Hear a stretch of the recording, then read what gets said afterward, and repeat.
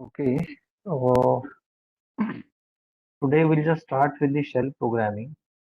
Uh, I don't know you people are having idea about the programming or not, but anyway, we'll start it from the scratch. Because yesterday in the T2 batch, someone said start from the scratch. So we'll start it. So shell programming. Now see, when we consider the operating systems, so there are different operating systems like Linux, Windows, Macintosh, something. Uh, in Windows, that DOS operating system is also that disk operating system, and in Linux, that Unix operating system is there. So here, uh, when we consider the Windows, that DOS operating system, so there that uh, batch programming is there. So with that programming, we can access the devices, whatever the devices are there. So these devices we can access using that batch programming. And when we consider the Linux operating system, sorry, Unix operating system. So again, we need to write a shell script to access the devices. Now see, in short, I'll just tell you about this Unix operating system.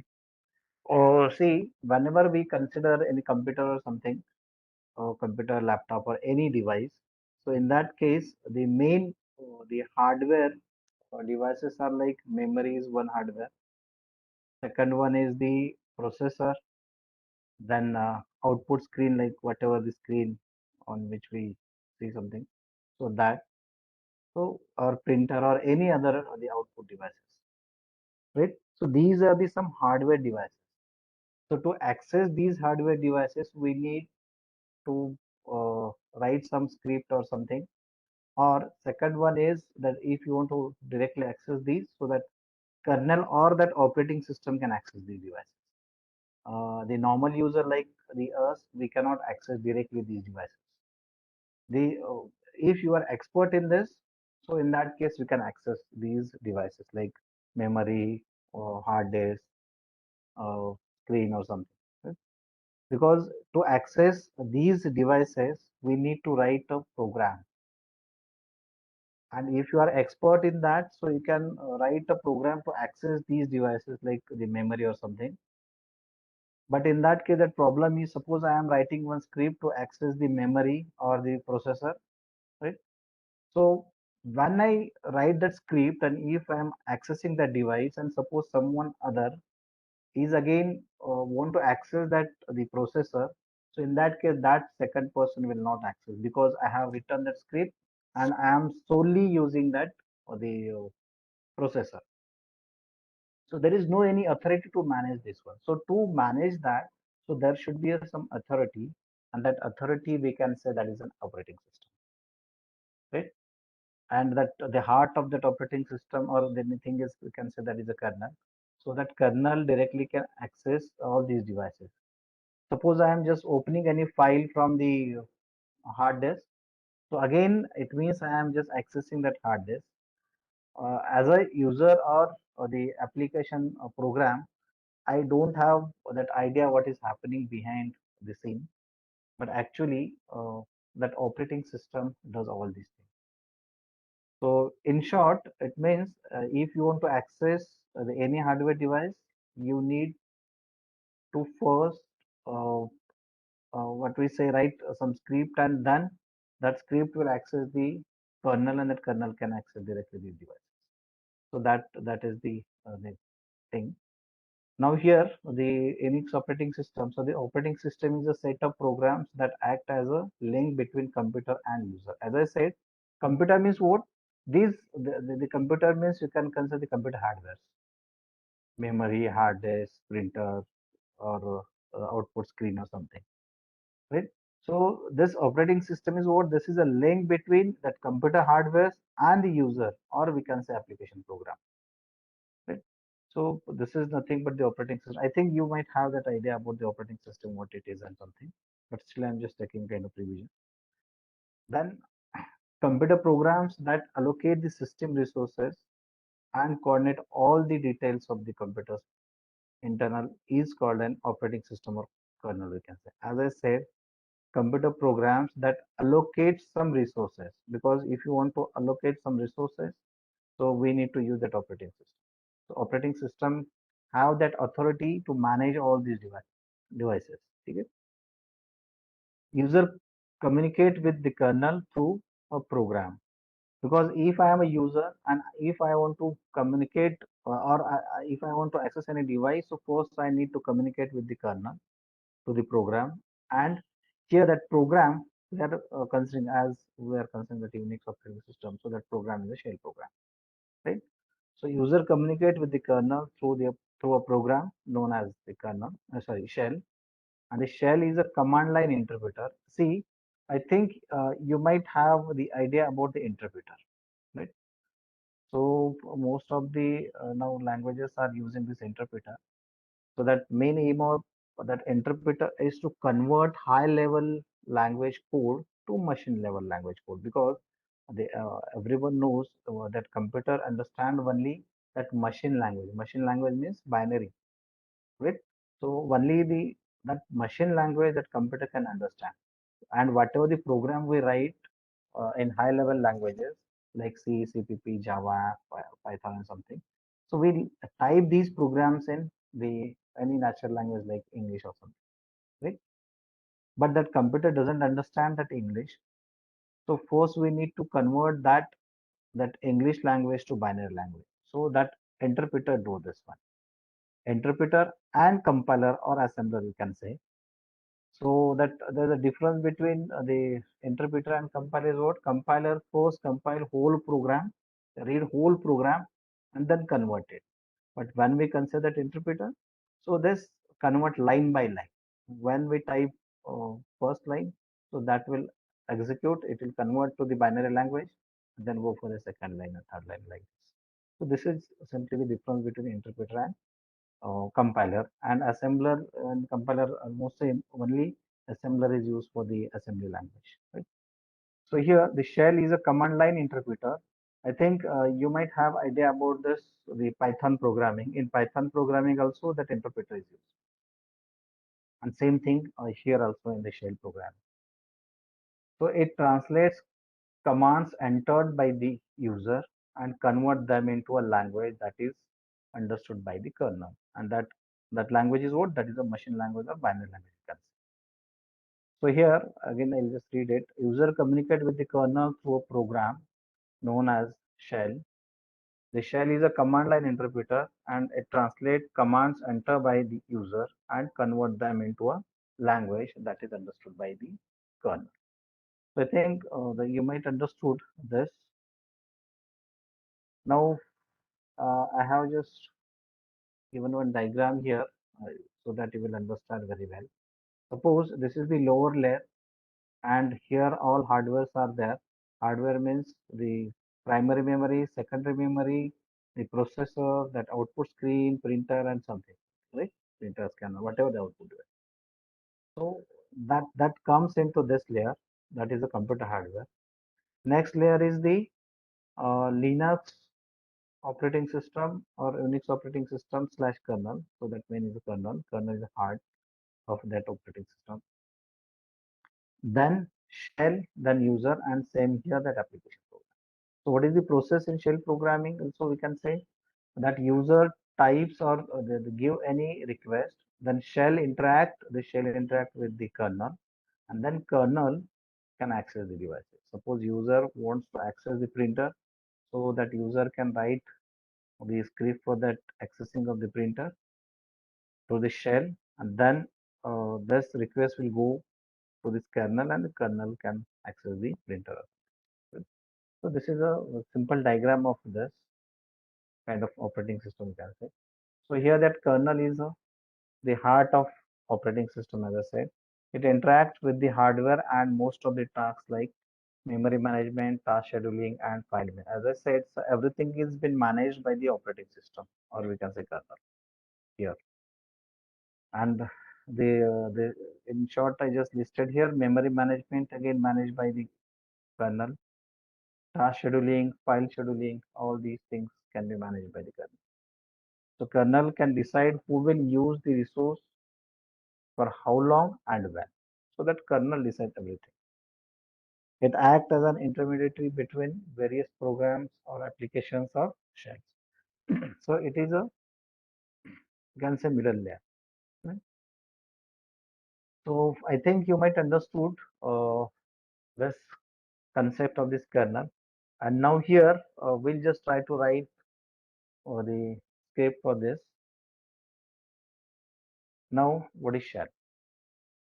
Right? We'll say shell. A shell is a program that takes commands typed by the user and calls the operating system to run those commands. So whatever the command typed by the user, so these commands can be executed and that script can call the operating system or we can say the kernel to run this command. Right? A shell is a program that acts as the interface between the Linux operating. And again, that shell accepts your instructions or command like in English and translates it to the binary or machine level. Already I just told you. So we can use shell to automate administrative tasks. Actually, see, nowadays most of the people uses that like Linux and the Windows operating system. But initially, that before that Windows operating system only the DOS operating system was there. So in that also that programming was there. Same thing in Unix also that programming is there, right? So if you see the types of the shells, so Bourne shell, C shell, Corn shell, Bash shell. So these are the some types of shells. So whatever the shell we are concerned, that is a Bourne shell. Okay. Now see, this is again just the interpretation you can say. Like suppose here user write that script or the commands. These commands are there in English, and that Linux shell what it do? This converts into the binary language by the shell, and then it sent to the kernel. Only that kernel understand that binary language. Here also one example I have just given here. Suppose I have typed one the command that is a list ls, or the second is date or mkdir abc something, right? So what that shell can do? See, this ls is a command. So with respect to this ls, this code is being generated. You can see here. With respect to this command, this code is being generated, and with respect to this command, this code is being generated. Right. So once this code is being generated, so that computer, that kernel can understand this code because this code is in binary format. Right. So that kernel can understand easily. So here you can see shell is a command line interpreter that executes commands read from the standard input device or from file. Now see, this statement is important here because I think we are just we have planned actually one testing tool. So in that case, from input device, if you are reading the commands, so then it's okay. These are the normal things. But if you are considering the file, and if you are able to read the commands from the file, then it becomes easy to develop that tool. Okay. So this that OR part is important. We'll see this one. Now shell scripting, right? So actually, there are two ways of writing the shell script or shell program. One is what, uh, like I think everyone is having idea about that terminal in Linux, right? So whatever the commands we typed on the terminal, so at a time we know only single command we can type. Suppose I just wanted to list out the file, so ls we can use.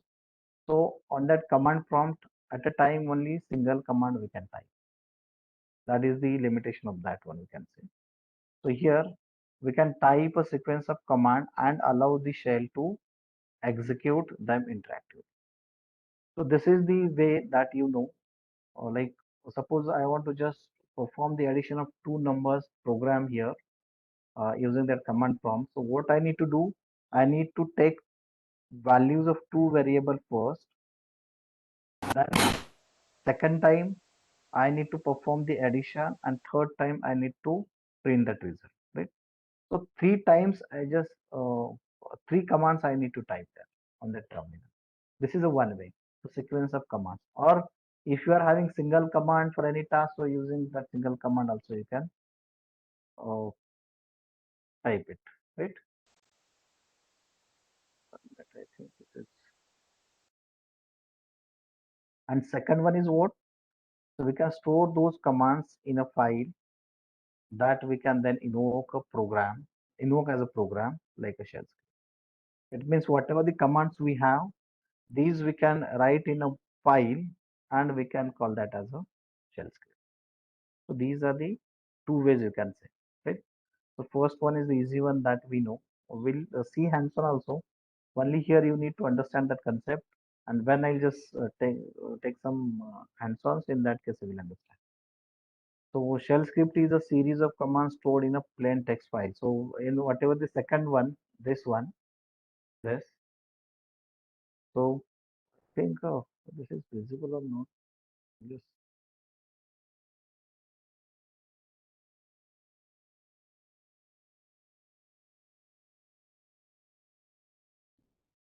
I think I'll just do this.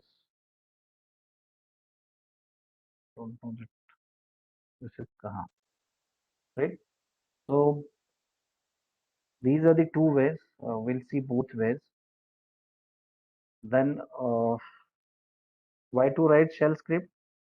So shell script can take input from user or file and output them on computer like the programming. See, keep in your mind this is a kind of programming, huh? So like Python or something. So it is useful to create our own commands and to automate some tasks of day-to-day life. Right? So that's why we need the shell script. So first uh, we'll see. Uh, I think I don't know you people are having this idea or not. Uh, as this is for the Linux operating system, and see I am using that Windows operating system. Right? So here, uh, one way is there that the two ways are there. One is you can dual boot the system. One is for the uh, Windows, and second is for the Unix or Linux something. And second one is you can use the virtual machine concept. So with that also, but in Windows operating system that is already there. So I have just installed this. So this is the terminal, right? And if you see, as I said, I'll just uh, tell you the few commands for here. Okay. Mm, like see, first we'll see ls. I think one folder is there. Only I have installed this, and only single folder is there into this. So how do I go into this folder? Using that cd, I can go into this.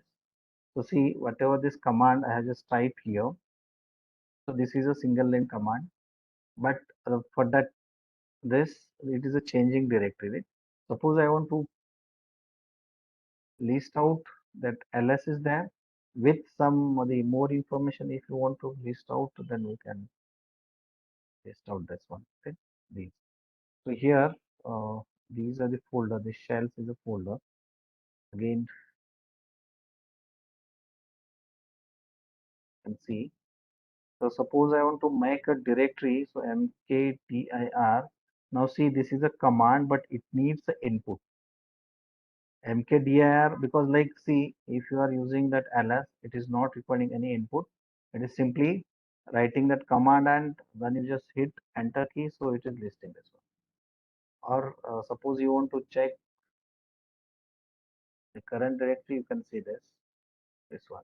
Sorry, pwd, this one. Home Harish is a username, that Harish is a folder. This actually these two written same, but one is the user and second one is the folder, and this is again a folder. This is the current directory. Okay. Again, in this case, whatever is this PWD, this is a single command. It is not requiring any kind of input. But if you see mkdir, so this requires input like ABC, right? ABC is a folder and this is the input because this mkdir will create a folder with that name ABC. If you enter and if you list, you can see here that ABC folder is there, right? ABC folder will be there. Again, if you want to see the other commands, see, I'm just telling you the first way. That second way, whenever we just club all these commands, that also I'll just tell you. But first way is to use the individual commands. So here, individual commands, I'm just telling you kind of revision. I think you people are having idea about this, right? And I think this one is again, you have idea of this command, touch. Suppose touch is a sample, simply sample XYZ, right? This is a file. So if you just use the touch command, again it is taking input and it will create the file with name that XYZ. You can see here XYZ file is there, right? And if you want to type something into this, so cat command is there and XYZ into this file. I want to type something.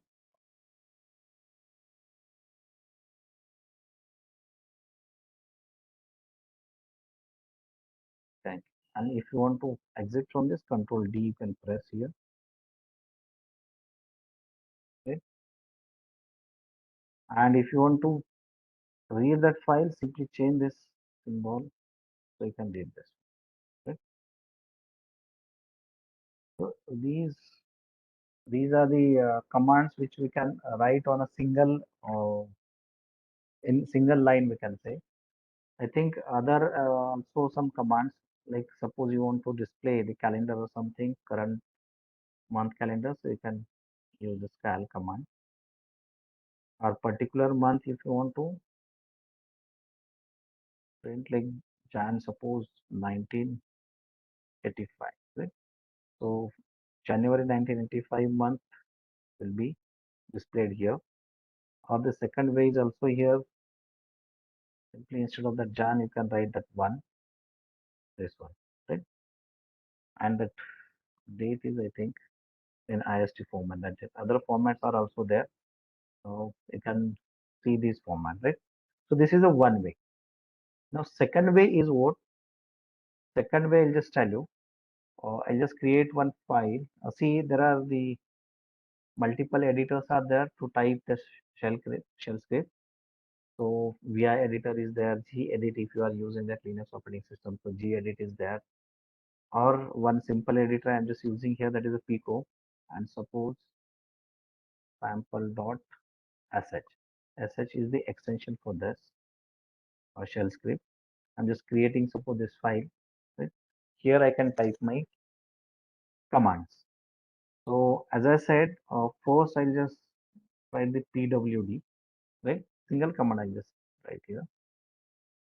But how do I write? Simply I cannot put this one echo and see this one. Actually, this is not a single quote.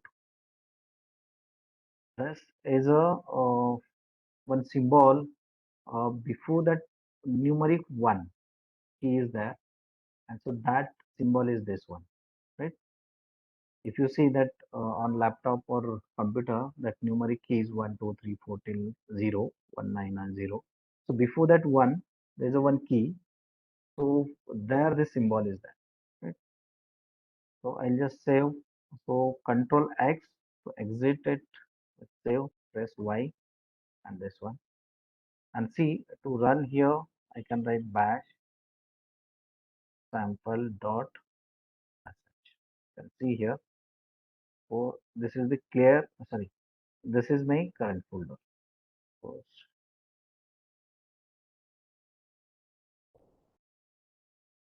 right? Because I have simply written single command there. You can see I have run this. Actually, to run this again, there are two ways. I'm just using the simple way. Other ways also I'll just tell you. So this is one. Second again, suppose I am just doing the next command is like echo, and suppose I'm just listing the files. Right. Right. Save it, and again you can run this. You can see here two commands I have just clubbed here. So one first command I have written that for the current position you can say pwd. This line is been there with that. Second that is ls. You can see here with ls. Or suppose again if you want to write any other command, you can write over here echo and suppose post name.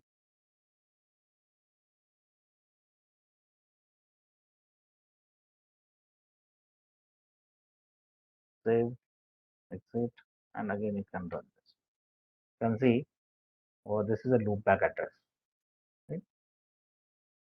So I think you might understood these two ways. One is show you here.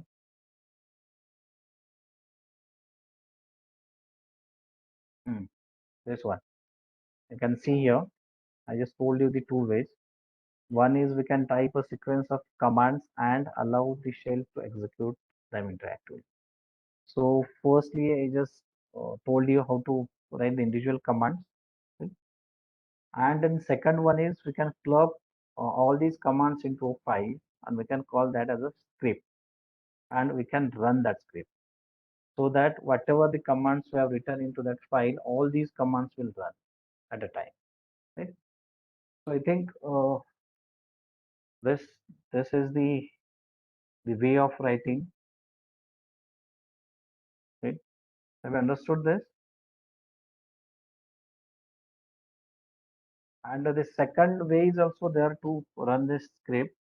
That command is there dot slash and that file name sample.sh. Now see, when I just hit the key, enter key, so it needs to be run. But actually this file will not run because it is not having executing permission. So I'll just hit this. You can see here permission is denied. If you are using this, so in this case, first we need that execution permission. Like if you see here, sample file, this is a sample.sh file you can see here. And here, if you see the permission, so read, write, and then read, read permission is there. That execution permission is not there. If read, write, and if X is there, you can see here for this folder, this one, ABC folder. So it is having, this is the folder that's why D, then read, write, and execute. So these permission are there for this folder because this is a folder. We can store any file into this. We can read that file. We can delete file from ABC. That's why that X means that execution permission. But if you see the sample.sh, so here only read write permission is there, execution permission is not. Again, I'll just run this. So you'll see permission is denied. You can see. So what should I do then? So I need to first convert this to the means I need to change that mode first. So command is there chmod and x. This is for the execution and that file name sample.sh. So this will change that permission. If you see here now this sample.sh, you can see here rwx, the first three, and in this rw only this was the dash. So now with this command we change this mode, so rwx. So now it means we can execute this file. So how? So if you just use this command, so now this will work. So this is the output of our file sample.h. So understood? So these are the two ways. So you can use either, or you can write simply bash and then your file name. So this will run the sample.h. So this will also. Okay, so this is the way of writing the shell script. Right? Any doubt into this? Yeah. So what you can do here, whatever the commands you know from the Linux operating system. Actually, the one more the program just will tell you, but before that I need to tell you some the scripting, the syntax and all. So that's why I'm not telling you because here I just told you this mkdir folder, right? So what I said, the mkdir folder needs the input like in previous case we had used that ABC. Suppose here I just take VN, right? So this means what? This will create a folder with this name, VN. Right? So we can use these commands also. Sorry, we can use these commands also. Yeah, I think it has been created that we have here. Right? So whatever the file this we have written here, you can see here. So these three commands are not required any kind of uh, input, right? There is simply these commands are individual commands and these are executing. But if you want that input for that command, then we need to enter that name of that folder through the script. So we need to accept that name of the folder. Then we can provide that as a parameter to mkdir or something. And then that folder will be created so that we can say that is the script for creation of the folder. And that might be your own command or like, right? So I think you might understood in the next lecture. I'll just tell you with that also how to create a command. It means how to accept the input and how to execute that one. Right? So here also I think one more we'll see test.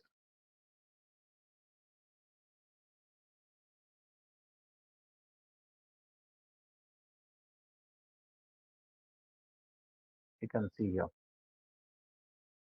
So this is not the correct format. That month has been displayed. So we need to format it. So we'll see that formatting also because if I type here cal, so it is in the correct format because we are using this command from this. Okay. But as we are writing own script, so in that we need to format also. Getting this? So in next lecture, I'll just tell you about this, how to take inputs and how to write a small script. So in this the lecture, we just simply send uh, the basic commands, introduction about the shell, and we have written small script for some few commands, right? So I think this is done because we started that lecture little bit late. Right? So any doubt, you can ask me please.